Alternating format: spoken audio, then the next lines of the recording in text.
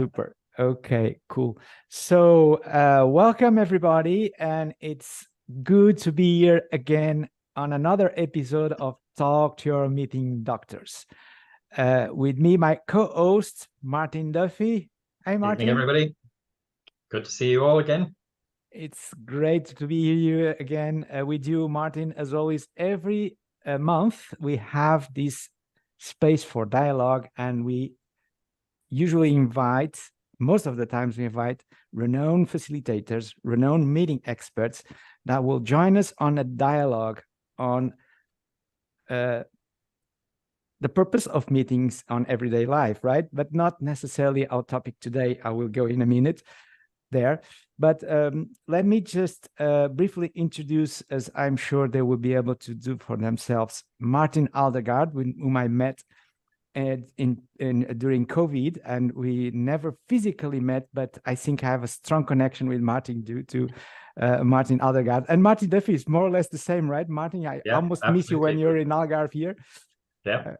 If I had time to go, but there's a strong connection here with Martin Aldergard, and it's a pleasure to have you here, Martin, as well as Julie Guegan. Thank you so much, Julie. I've been following you for a while on LinkedIn. I admire so much your work, and I'm sure our viewers will enjoy the conversation today. And that's all for me for the moment. Martin, over to you now, perhaps refreshing the theme and our opening question. Yeah, so it's a pleasure to have both of you here. Our theme today is a little bit, I suppose, more specific than some of the themes, Paul, that we've had in the past. But what we thought we might delve into with your combined expertise is making diverse perspectives and opinions work in meetings. So how we might go about managing that, corralling that, and coming out with a positive and productive end to whatever meetings it takes place in. So that's the overall theme. But as you possibly know, our format tends to be, as Paul mentioned at the very start, we work in dialogue. So the conversation goes where the conversation goes. We don't start with any elaborate preparation. I haven't actually spoken to either of you prior to this. I don't have any pre-prepared questions. So we let the conversation take us where it takes us for maybe 45 minutes. I'll do a very short summary at the very end. Hopefully, I'll be able to capture some of the key points that come out of our discussion. And that'll be another episode of Talk to Your Meeting Doctors. Wonderful. One of the things we normally start with, actually, is to ask our guests if there's something about yourself that people wouldn't normally know, but that you will be happy to share with us as an opener for our discussion today. What do we say, ladies first?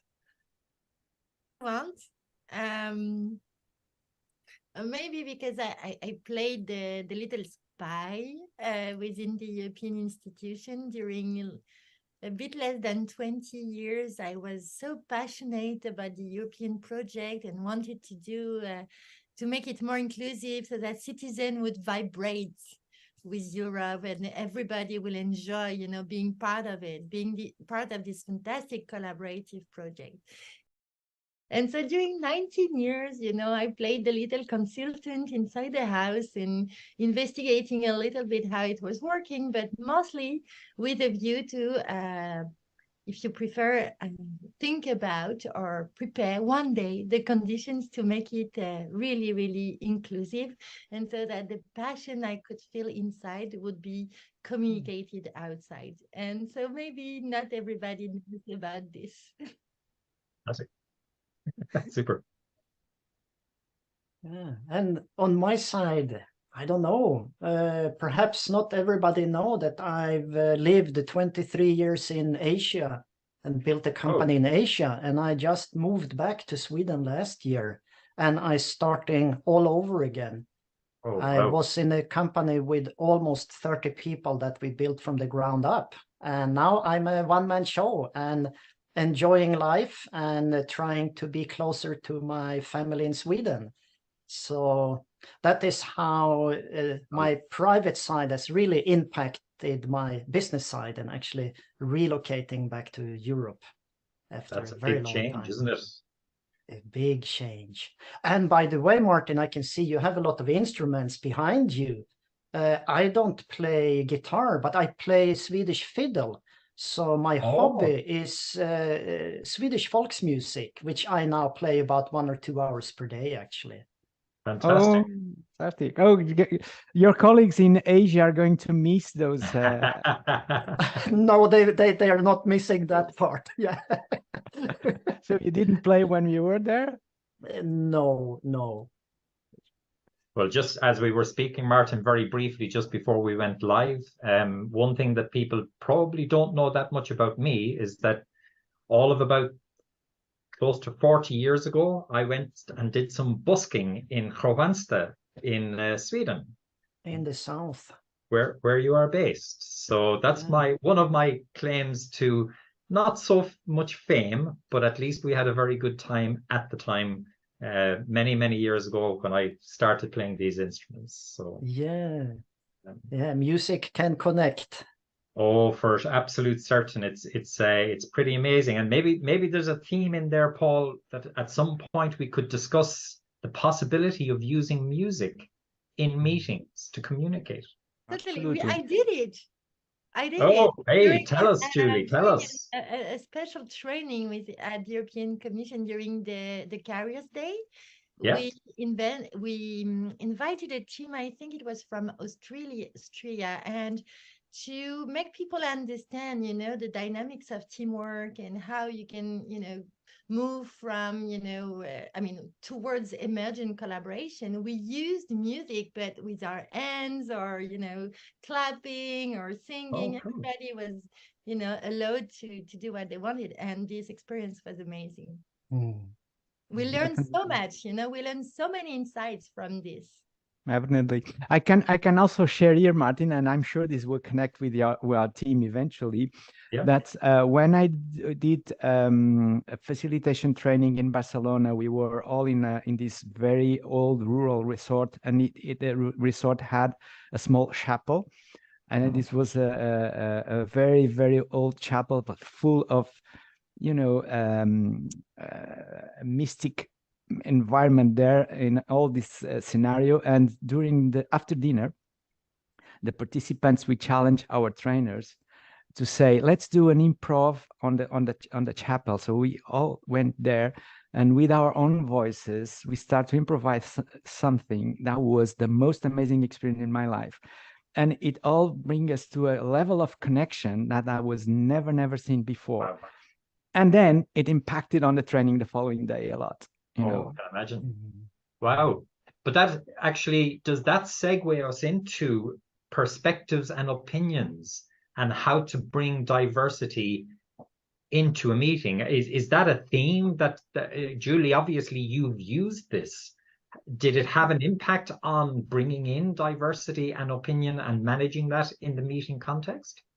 I think diversity unites us, and it was very apparent during this event that we all try to align to a sort of collective tone. And also during this moment, what was also very clear is that we strive in diversity in a sense that everybody wanted to bring his own self into this event. Around music. So it's very important that when we think about inclusivity in meetings, we think about diversity unites us, and unity is also our diversity. And the individual finds its own singularity, unicity in the collective, and the collective also is a combination of all these beautiful human beings around the table. So how can you make, this more visible during a meeting so that everybody feel that they belong to the group, that they belong to this this collective tone, if you prefer, but at the same time that they believe that what they can bring to the meeting is also very rich, and that we are all experts. We are all experts in nature. So we can all be expert in a meeting. And I think this is very beautiful when you can have this collective dance and also make the individual emerge in its own singularity during the meeting. Yeah, Martin, your experience of that? This resonates so strongly. There is no contradiction between diversity and difference of opinion and harmony and unity. We don't need to see it, and that is so much what I like what you just said. It's we can harbor both of these at the same time, and I think that is where the fantastic collaboration comes from.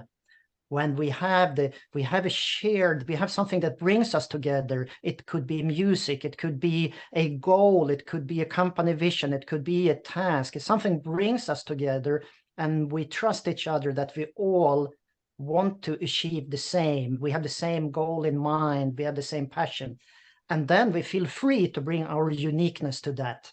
And everybody can come in with different ideas, and they can come in, if you use the music analogy, right? Everybody can play their own version or dance how they want, because there is something bigger that brings us still together, right? And I'm playing a lot of music for dancing. So we play music and people dance. And this is exactly like a meeting. And when I facilitate workshops, it's the same, it's like a dance. We're all there in the room with the same purpose. Like when we play music and dancing, it's for having fun, it's for socializing, it's for learning together, for instance, a certain dance, or just having fun.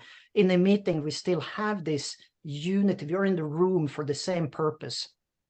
And then we can all express our freedom within that context. And I think that analogy with music and the experience you shared, Julie, from I totally resonates with me. It's very interesting, Martin, if I may add just very quickly, because you Yes. said we have the same purpose, but actually this purpose can be very fuzzy, and it's even better if it is, and we really adapt. And this is also how the uniqueness of people can really, show its power. Is that the group purpose adapts to the singular music in the room. And I think it's even better. Yeah. There's a common thread from what both of you are saying. So we can use music as a catalyst, as a way to prompt something. But the question is, what's the something? And both of you have talked about shared purpose. Yes. Is that a fundamental key ingredient to trying to bring diverse perspectives and opinions together within a meeting? Is that as a facilitator, as a meeting chair, is that what we ought to be then striving for, is to find the common purpose within the meeting in order to enable the diversity to be blended together? Is that where we're at?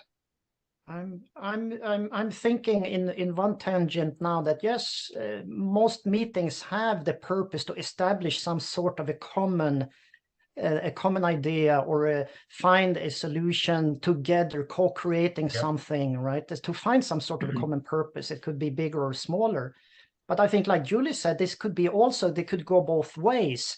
By just joining in the same room together, we can find a purpose that was fuzzy and not well defined when we joined, right? But then perhaps there is a joint purpose on a higher level, because at least we know why we're joining in the room, right? And yeah, it's very interesting, because I'm speaking more about common ground. We have to have a common ground. So when you start the meeting, it's very useful, or even better if it's before the meeting, because I think we should be much more serious, in how we handle meeting. It's a very serious thing. We spend such a huge amount of time in meetings. So I think we should be very caring when we prepare meetings, because we should be caring about the time that people will spend in this meeting. It's time that we take from them, from their lives. And I think we are not always very caring. But so I like to speak about common ground, so that we agree on a kind of framework, and the framework will allow the little fishes to enjoy the experience like, you know, And same Julie, meaning when you as speak the about common ground, do you mean we should, are you talking about the way in which the meeting is run, or are you talking about the content of the conversation that's taking place during the meeting? So the common ground is why we're, you know, having this meeting. Do we agree that we should have this meeting, that this you know, this tool is the right one for what we want to achieve? And so it's really making sure that there is an agreement around the table on the, you know, the way we will achieve our goal, whether it's a fuzzy goal or whether it's a very clear goal. But I think that it's very important that we take much more care when we gather people around the table, much more care about why we gather them, and also once they are here, how we will do it. So that their presence is obviously important. Because how many meetings, you know, we go to and you have the leader speaking alone during 2 hours. He has so many feedbacks that tell him that nobody gives him about what he says. Because you have people, you know, like this, or on the telephone, or watching the clock. I mean, it's so obvious. And the guy is still speaking. And you're like, and that's a common theme, actually.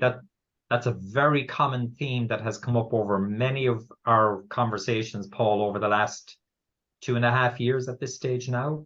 That singular, why are we meeting, is, if we don't have an answer to that before we start, there's a very, very good chance that we're going to blow all of the time and get nothing productive. But so let's assume that we establish that at the outset. We get clarity, we define our purpose. So now, to bring diversity, even if we have common purpose, we may well find ourselves with you pointing south and me pointing north on a particular theme or topic.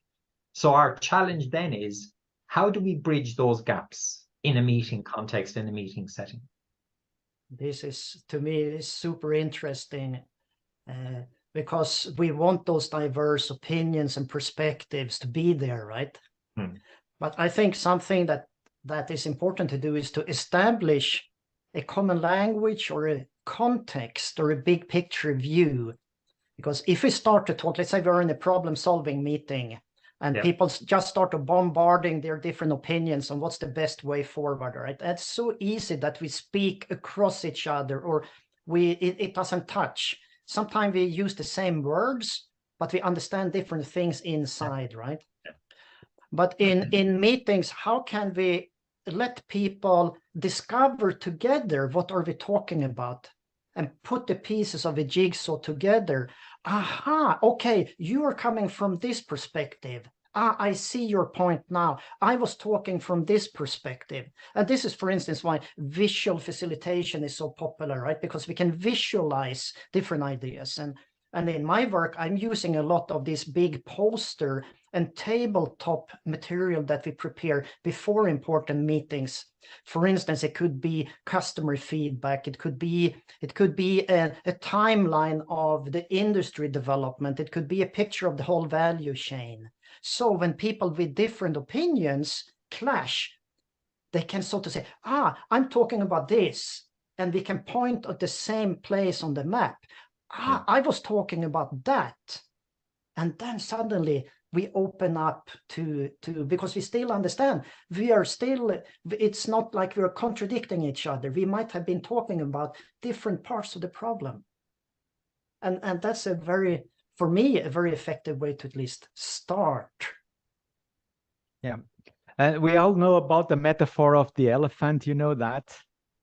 And everybody's looking at the point. I like this image here. But apologize to disrupt this a little bit today, Martin. This is perhaps not what you expected, but let me bring here something to you, dear guest speakers, Martin and Julie, because we all talked about making sure that different perspectives are aligned in a meeting, and this metaphor of the elephant, that I'm looking at a piece of the whole, and I'm not seeing the whole, so that's a challenge for facilitators. But since we started the conversation, I start to realize that before even we get to that stage, if I'm in an organization and my boss is the one who owns my time and he says, you are booked to that meeting, go. And he says to all of you, you are booked to that meeting, go.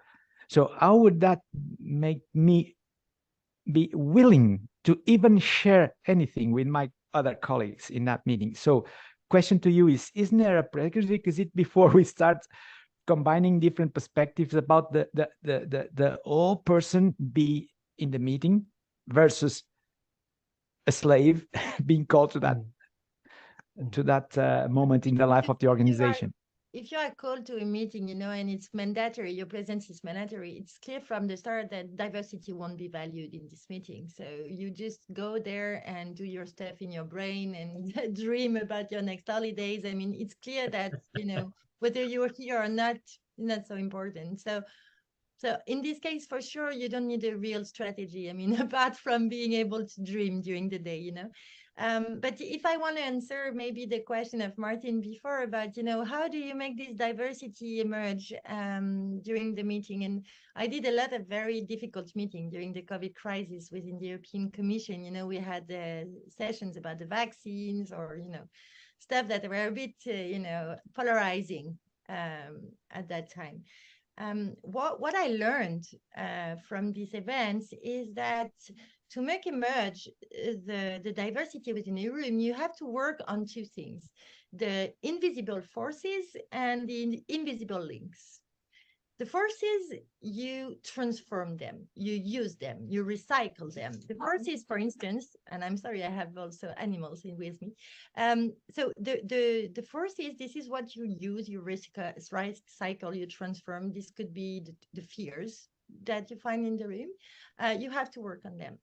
And the other part on which you need to build is the links. So the invisible links. And why it's important that you look at everything that is invisible, because it's the culture. It's the culture of your meeting.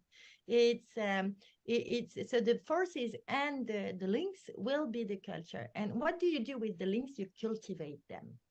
You value them.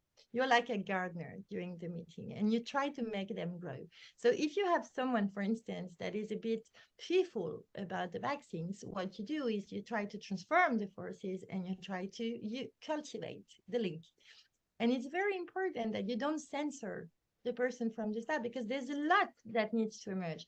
And if you manage it well, then you will have at the end of the meeting an experience where everybody will have shared their different views, and it will have been very rich because you will have been able to look below the surface at the culture, and you will have also transformed the group and the individual. And you will have created these links, that will bring probably further diversity in the room if you invite them again. So what is important is that you really focus on that part. For me, it's the most important part to make the diversity emerge. Julie, can I ask, with links, can I understand that as relationships, the connection between people, right? Then I think this is, it resonates, because when we're talking about meetings, it's about conversation, it's about dialogue, right? And conversation is all about the connection, the relationship with people. And even if I have leaders in the leadership team in a meeting, typically they all have connections already. They have their conversations patterns developed. But if I come into a room and I have participants like Paul introduced, they have been sent there, I can feel, right, they are all there like individuals. And of course, then we need to start to work much slower to make people feel comfortable, to make them sense the human connection, because in the end, it's all about, it's human beings in the room. And when you use the word links, I think this is, I can see in front of me the different connection. In the beginning, perhaps you have two people knowing each other and they start to chat, and then there's 10 other people they have never met, and then two more start to chat, and then perhaps before lunch you get the connections to go all across the room, right? Everybody can talk and have a connection, and I think then we start to have in those connections, that is where we get new ideas, new conversations, like the synergy, you know, my idea plus your perspective becomes a third one and picked up by another guy, right? And then suddenly we have this energy in the room that was not there. And listening to you, you know why I speak about links instead of another word is because in collaboration you have a double L, the word, and it means a double links for me. It means you have to work on the links. And why you have to work on the links? Because what we say is that collaboration is 1 + 1 = 3, even the infinite. And what you want is during this meeting, so this collaboration time where people are gathered, you want these links to be super fruitful, but in ways that are surprising. You don't know when we start the meeting what it will bring, you know, what kind of results you will have. But if you work on the process, you know, developing these links and transforming these forces, because you should do both. Right, it's very important. Julie, could I just ask you? You mentioned invisible links. Yes. Can we talk about the invisible part there? Because I get the links and Martin has elaborated it into the personal interconnections. But can you just elaborate yourself on the invisible part of that? Yes. You know, what we say is that communication is 7% verbal and 93% non-verbal, to summarize, which means that if you only pay attention to the verbal, you miss 93% of the message. It's a huge loss if your purpose is to have a fruitful meeting, is to, you know, to have a transformative experience for the group or the individual. So what is important is, when I was saying that the leader, you know, speaks during 2 hours and he doesn't see the whole, you know, the richness of the signals, that apparently is boring. And what you want is really, as a facilitator, or even if you lead the meeting, you want to listen. You want to listen and give the opportunity for people to express their own selves through their content, through their message, their verbal message, but also, you know, everything they show. You want to listen to everything they are and they show and what they want to say to you. And if you really pay attention, then you will be able to capture the whole power, if you prefer, of the person within the room. And it's very important to have tactics, and this is where meta collaboration, that is the whole framework, if you prefer, that I created following my 20 years of experience in the European project, on how, you know, collaboration needs to work, because I think we need a sophisticated manner to do collaboration nowadays. And when I say we need to look at the invisible first, we shouldn't only focus on, you know, the collective intelligence that is shared in the room, but also the heart, you know, what I call the meta heart. So what is happening from the heart? What is happening also from the hands? You know, and how you allow that diversity to emerge through different kinds of activities. And this is what I call also having these listening activities, where you let emerge the different ingredients of the meta collaboration framework, so that at the end of the meeting, you have everything. I mean, you have more power than coming from the brain. If I connect that, Julie, that idea of those invisible links, if I link that to what we discussed at the very start of our conversation about music in meetings, if I then connect that with the point that Martin was making about bringing people onto a shared wavelength, if you want to call it, my words, Martin, not yours, but that's what I took from what you said. Does that mean, in your collective opinions, do we need to start meetings with some form of warm-up exercises rather than diving straight in? Is there something in the methodology of managing meetings where we actually need to spend a set amount of time, or even a good amount of time, building, well, unearthing those invisible links, sharing our passions for music or poetry or literature or culture or whatever. Is that something then that we need to imbue into our meetings as a matter of process? I think as we need to look at if we know the status of the team that is meeting, and if they have met before, how well they know each other.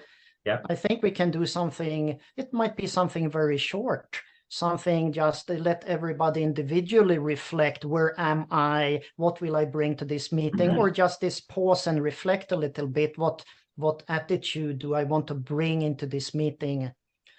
And so I think it all depends, but I think I'm an engineer, you know, I was hating icebreakers. I wanted to get straight to the point in meetings, and I mean, what is this? Taking time to talk about what your favorite color or this two truth and one lie, whatever. But what I learned now as a facilitator, icebreaking can take many shapes. Yeah. And as long as we don't apply one recipe and say, you know, we got to have 5 minutes or 15 minutes so-called ice breaking in every meeting, then I'm totally fine with this. I think we need the right type of ice breaking, the right type of connection building in the beginning, depending on the situation, of course. And I want to, yeah. I want to link back with Julie when she talked about linking, and I'm thinking this connection, right? And now I use the connection building, right? We needed at the start of the successful meeting people to make this connection and feel this connection between each other before we dive into the meat of the. Yeah, in my framework I call it meaning fun. I like to have my framework is I mean, coming from 20 years of research, so it should be very sophisticated, but I wanted it to be very simple so that it's very easy to implement it and make all collaboration projects much more powerful. And even at global level, that's the purpose of the journey I'm leading at the moment. But what I want to say is that what it needs is it needs to be meaning fun. Not meaningful, but meaning fun. You need to create, if you want to transform the culture with these invisible links we mentioned, we need to have fun. It's very important. But at the same time, it needs to be meaningful.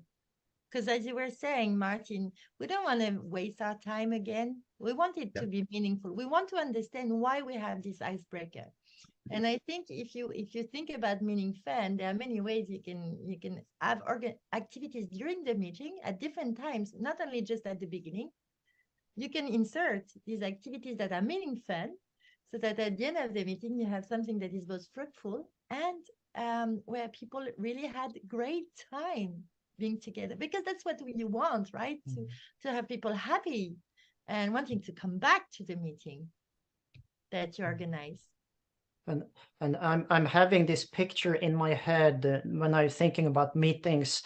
I'm thinking about the meeting. I went into the meeting, you know, and the whole room is quiet and silence. Or you're sitting in the meeting room waiting, and then suddenly your boss or somebody walks in, and all the energy is just drained out. You know, everyone's face is going white, and the other type of meeting room, you can walk inside the meeting room and people are smiling. There's energy. Perhaps it might not be a fun meeting. There might be a serious problem, but there is energy. There's willingness.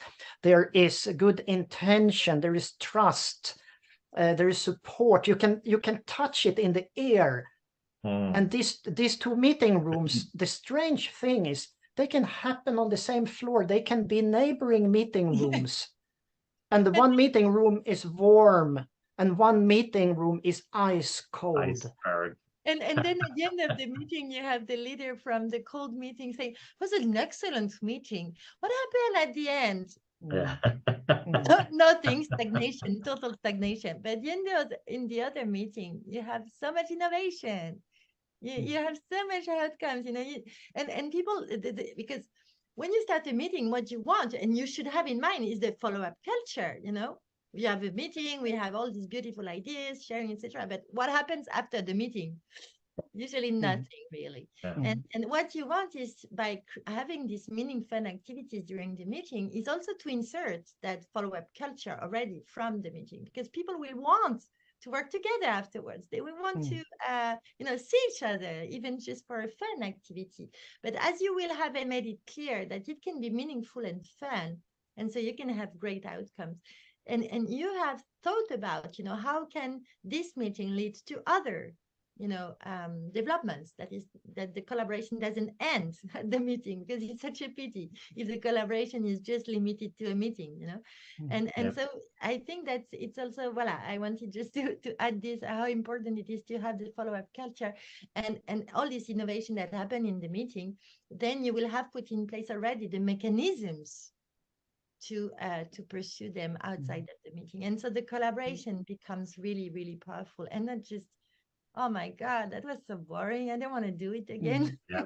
But I think this is the involvement, this collaboration is actually when people get the chance to work together to solve a problem or discuss something and discover something together, right? Not only sit and listen to some guy endless PowerPoint presentation.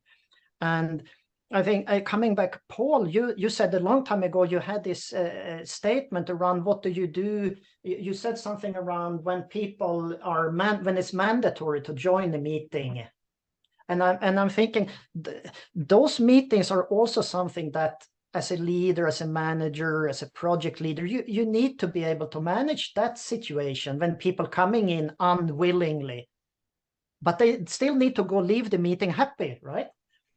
And you might be in a very good situation where you have a great team. Everybody is highly energized when they're walking into the meeting room.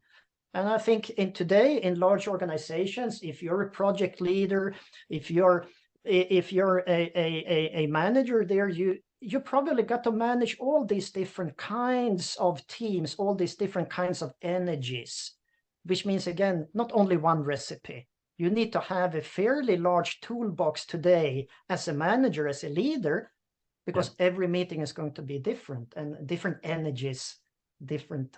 And isn't that one of the biggest challenges? So if we think about managing or making diverse perspectives and opinions work in meetings, that's our overall theme here. But when we think about the diversity of the types of meetings that we have, Martin, you mentioned there, we need to understand the status of the team, the group of people that are in the room. Is it a 1-hour meeting? Is it a Monday morning check-in meeting? Is it a full day of we're trying to develop a solution to a really intricate problem? Is it a problem definition meeting? We don't know what the problem is. So we need... So my question is, we've talked in generalities. We haven't talked about the specific types of meetings that we might go into. So are you effectively saying that irrespective of the type of meeting, there are kind of baseline principles that we must try to establish? Is the team aligned? Are people voluntarily there? If they're not voluntarily there, do we need to give a little bit of time at the start to help the people connect with each other? The links, the invisible links, Julie, that you spoke about, there's another point, Julie, actually, that I wanted to come back to, which was the individual forces that you mentioned. And that concept of forces, can you clarify, do you mean, is that power? Or is it something other than power? The forces are something you won't cultivate, but you will transform or use. You mentioned people come in the room and it's mandatory, and so you can imagine there will be resistance, or you will have disengaged people during your meeting, or they will think of all the things they have to do, so they will be worried or anxious because there is a tight deadline and they have to be here instead, or you never know what comes in the room. What you have is to use what you perceive, the invisible forces. You will try to identify the fears, the anxiety, everything that is whether positive, whether negative. But you have to transform them so that, as you say, it amplifies the power of the group. So you have we, for instance, at the Global Collaboration Institute, we have a personal a special questionnaire to identify these invisible forces before the meeting. So before we group people together, we have already an idea of these invisible forces that we will be working on. And it's coming back to the caring element. When you invite people to a meeting, why don't you prepare it better so that you know during the meeting how people will feel, what you have to transform, what you have to recycle, or what you have to cultivate. And I think especially perhaps in administration world, but people go to meeting from 9 to 5. Yeah. I mean, especially the leaders. I mean, it's a disease. Yeah. It's a disease because it's slowing down everything else. So, so I think it should be the priority, to fix that. Seriously. Martin, do you have any final thought on the idea of individual forces within a group at a meeting and how that can impact, including these different diverse opinions and perspectives? Yeah, in my head, there was one sentence popping up now, is we got to work with people where they are, not where we wish them to be. And I think, and that is, I link with what Julie said, we need to care. We invite people to a meeting, we take their time, we need to care about them individually, which means we need to bring their individual force, the positive force. They have something. It might not be what we thought, it might not be what we like to hear, but they bring something with them. They bring their energy, their force to the meeting. And we need to work with that. And we need to meet people and work with people where they are. And I think can I build on that point, Martin? If I may just share a very short anecdote from a piece of work that I did with 2 groups of 8 managers. They were mid to towards senior managers. It was a management development program. And we worked over the course of 10 half-day workshops. But the first 10 minutes of the workshop, every day, every time, was what we call the soapbox. And everybody got 1 minute to simply talk about anything that they wanted to talk about. And that was it wasn't an icebreaker. It was the group's way of finding, where is everybody at? How did the weekend go? Did you have a problem on the trip into work today? How are your kids? How are your grandkids? Did you attend a music festival? And by the time we had done that 10-minute check-in, and it only cost us 10 minutes, but interestingly, it got reflected all the way through the rest of the day, because people could then understand if somebody was a bit quiet, a bit down, a little bit withdrawn, if somebody was a bit effervescent, a bit bubbly, a bit out there, people had a context. And I think, Martin, that's the point, if I'm getting it correctly. Yes, I think this has multiple perspectives, but I really love this technique as well. And this is really to trust people when they walk into the room, share what's on your mind, where do you come from, how do you showing up here, what do you feel? And there is no right or wrong. But I think it's as a meeting facilitator, as a leader, it starts with what Julie said, this fundamental care about each participant as a human being coming in and wanting to understand. And that could be part of the preparation, or it's only the attitude I have as a facilitator, as a leader during the meeting. And I meet so many bad managers in the past that it's all about them. It's all about what they want to communicate. It's all about the decision that they wish the meeting will do, and that they are going to drive it until they get what they want out of the meeting. And it's really not human at all.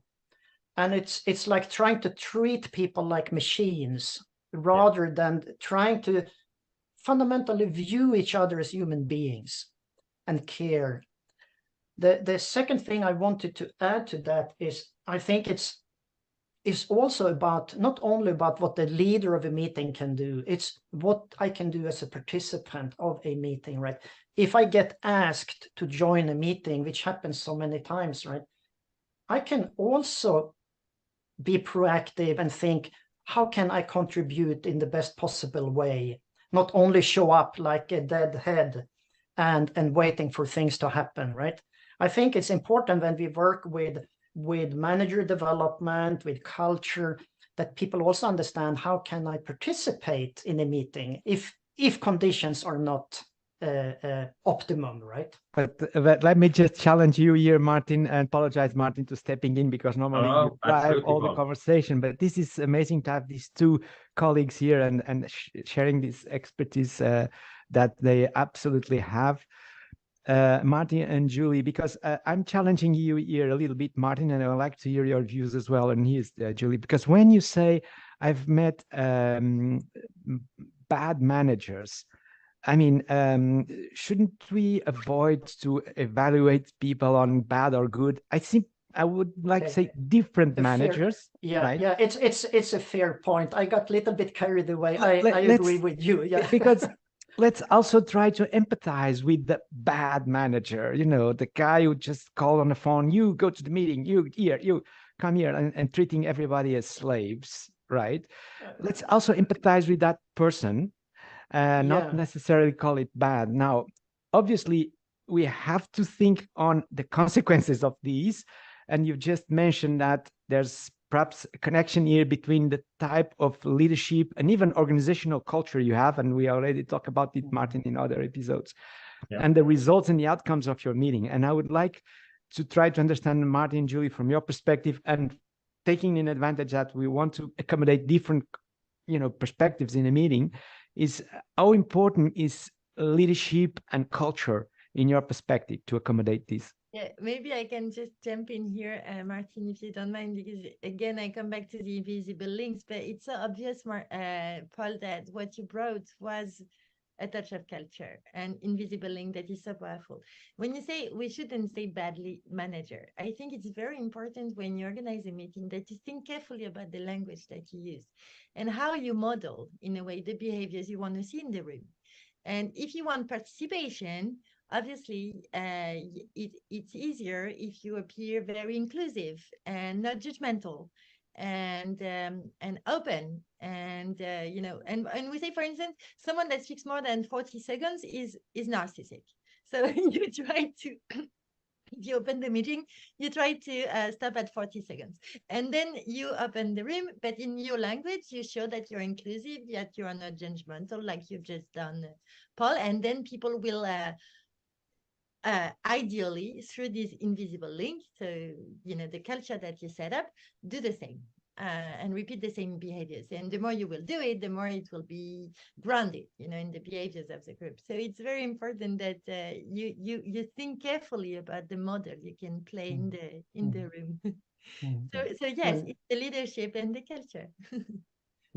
I think it's all. It's there. You can apply any process or any tactics or any new icebreaker exercise that you found, but without the leadership and the culture, it doesn't fly. And I think that more and more leaders become aware when I'm doing leadership development programs. A lot of questions is actually around how to engage, how to involve, how to build trust in meetings, right? And in most of the meetings that I participate as a facilitator is obviously it's like problem-solving meetings, strategy meetings, when a diverse group of people need to try to find common ground. But I think also in my early days as an engineer, I was attending all these endless meetings, and there were 30 people in the room, and perhaps there were 5 people talking. And this sets the whole idea about how can we use the time of everybody? How can we split up meetings into smaller groups? How can we make it interactive? Or how can we, even in a short meeting, we can divide it up into smaller conversation with a brief back, etc. There are so many ways to make sure all voices are heard. and that there is the equal voice in the room. But yeah, sorry. No, it's so interesting because you mentioned trust, and I think trust is so overestimated in a way as an issue. You know, during meetings, during collaboration, everybody's talked about trust. But if you think about it, if you have self-trust, then naturally you will have trust. And self-trust means that people don't have to speak during hours to be validated. If everybody is in the room has self-trust, naturally you will have trust. You know, it's so linked. So how can you make sure that people have this self-trust? It means how can they be safe with you? And this is also, you mentioned, you know, do we need a shared purpose? And I say we need a common ground. And the common ground is those little rules that are set from the beginning or even before the meeting, and that make sure that people will feel safe being the little fishes that swim everywhere. So what you want to make sure is that people are having this self-confidence, and then there will be trust. Absolutely. And that starts with the leader, right? The leader having self-trust means the leader can start by listening and perhaps not even talking during the meeting, because they don't need to establish their territory in the meeting. They are the leader. How are we time-wise, Martin? Because we're actually pushing the edge of the envelope, as we say in the aviation business. It's probably an opportune time, Paul, as you interject, for me to try to do a very quick summary of some of the key points that we discussed. We started our discussion in a slightly unusual place, talking about music, which we hadn't planned, but actually in the context of meetings, one point that came out, Julie, you shared your experience of having used music in a meeting setting, and the purpose, as you described it, was to build shared connection, shared links, which we'll come to a little bit later. But that idea of building a common baseline that then enables people to bring their diversity and their different opinions to a common base point or to a common starting point. We expanded that idea into ensuring that the meeting that we're attending has shared purpose, so that we have a common understanding of why are we actually here. When we started talking about that, Paul, you introduced the idea of, but what about people who are told to go to the meeting? And we often encounter that, but Martin, you brought in the concept of, well, while music could be used, we talked about that previously, we also then started to discuss the idea of people sharing a little bit of themselves, so that we build a common understanding of where the different participants in the meeting are coming from. So rather than just accepting that somebody is forced to come along to a meeting, if the meeting is handled sensitively, let's say, and empathically, we have a much better chance of drawing out of the participants from the outset. Why are they here? What is it that they hope to take away? What is it that they may be able to contribute? By establishing this baseline, we then build a really strong platform on which diversity of perspectives and backgrounds can now be levered to be brought into the conversation. It was at that point in our conversation, Julie, where you introduced two really interesting concepts. So the individual forces that are present, and that's, Martin, you characterize that as there's a kind of a feel or there's a vibe that you get from the group. So managing those individual forces in combination with, Julie, what you talked about as the invisible links. So drawing out of the group, what are the common points of connection? Both of those perhaps become part of what is the underlying culture that the organization has set for its meetings to take place. Martin, you then made a point about understanding the status of the team or group that we're working with is obviously critically important. So if the group knows each other and meets frequently, that might need to be handled quite differently to if it's a completely new group, depending on what our purpose is, may end up requiring different tools and techniques. But But I think all of us agreed that having the shared common purpose, having an empathic feel for interacting with the people. So now we talked about there are humans, not machines. And if I could wrap it all up, Martin, going back to a key point I think that you made, which is we want to try and work with people where they currently are, rather than working with people where we think they should be or where we want them to be. So by working and focusing on that aspect, work with where they are rather than where we are trying to get them, we have a much better chance of being able to foster and get the maximum benefit from diverse perspectives and opinions that are going to be present probably in every workshop or meeting that we actually attend. I'll leave it at that, Paul. That's amazing, amazing. As always, Martin is impressive way he summarizes this and without notes. Yeah. We are going to compare this with the AI algorithm we are using, and I will be sharing with you, both of you, Martin and Julie, so you can make your comparisons there. And before we go, perhaps we could share here the, the takeaway from this conversation. And let me start with my two takeaways. I obviously love the concept of ice breaking, not being ice breaking, but connection building. I draw these from Martin.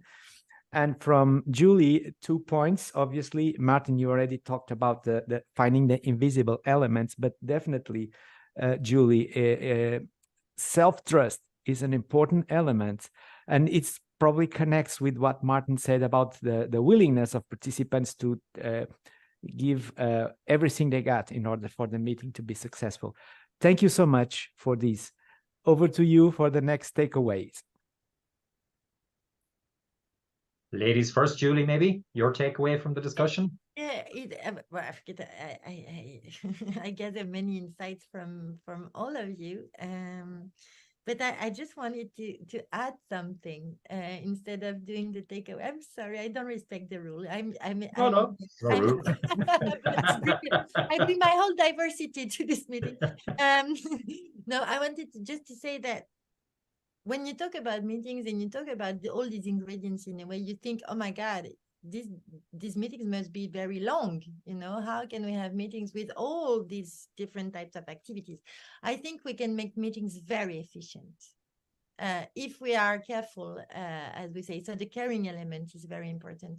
So if we are careful, we can have meetings that are very efficient, and that gives room to the diversity. And I hope this will be a good takeaway for all. My reflection is, now I have one word in my head, and that word is curiosity. Today in our conversation now, we didn't know each other much, but I think all of us have been driven by curiosity to try to learn something, to listen, to understand, to incorporate, to explore. Yeah. And if the word curiosity, I think, is also a key driver for involving people in a meeting and being involved. Curiosity.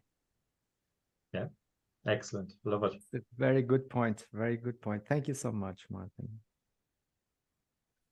And that's more or less everything for today, dear viewers. Thank you so much for watching us, and it's always a pleasure to be here. Thank you so much, Martin and Julie, for your contributions. I learned a lot today from you.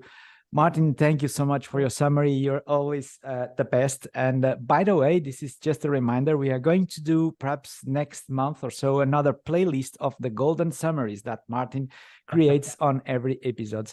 The last one we did was a success. It's really like 30 minutes of combined nuggets that we get from past episodes. And I'm sure the one from this episode is going to be also a success. Thank you so much again. Goodbye and see you next month. Bye-bye. Thank you.